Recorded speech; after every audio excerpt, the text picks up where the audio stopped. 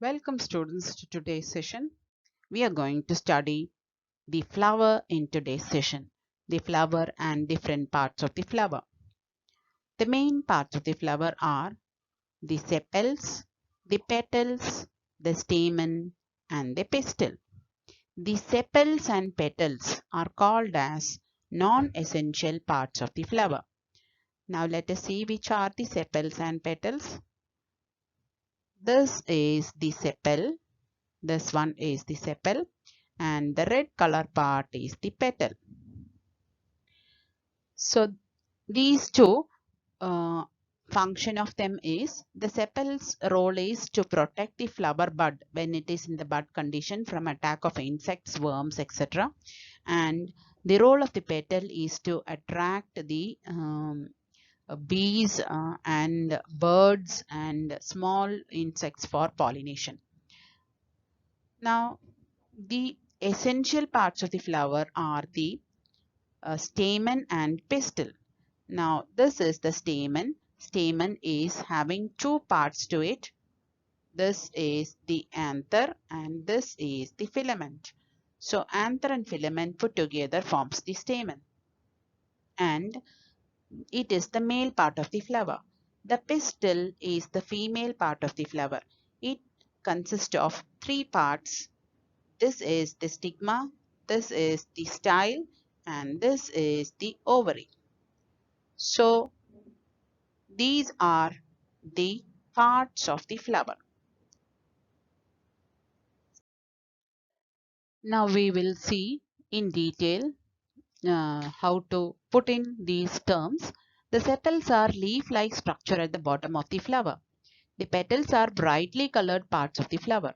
Stamen are long thin structures inside the flower. It has two parts, the filament and the anther. The anther contains pollen grains, which is the yellow color powder which comes into your hand when you touch a flower.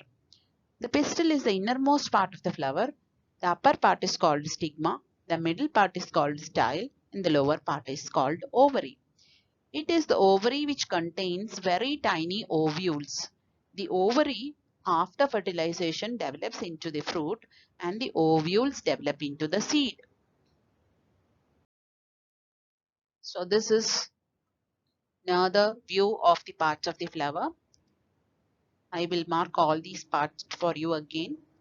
This is the petal. This is the sepal. This one is anther. This is the filament. Together it is called as the stamen. This is the stigma. This is the style. And this is the ovary. Together it is called as the pistil. After fertilization is over, the sepals and petals fall off. The ovary, this is the ovary. The ovary gets converted to the fruit and the ovules get converted to the seed. So if we dissect a flower, this is how we get the different parts. You have the petals, the sepals, the anther and the filament constituting the stamen and the pistil. If you take the ovary, ovary can have the ovules arranged in different shapes in the inside the ovary. We have got three designs over here where the ovules are arranged inside. These ovules get converted to the seeds when the ovary becomes the fruit. Now let us look into some interesting features seen in the flower. There are flowers which contains fused or jointed sepals or it can be free sepals. In the first picture we have the flowers which have free sepals which examples for which are tomato, jasmine and rose. We can see the sepals are separate. The green color structure sepals are separate. And the second picture you have got the sepals fused into a tube-like structure. You have examples of brinjal, show flower and datura.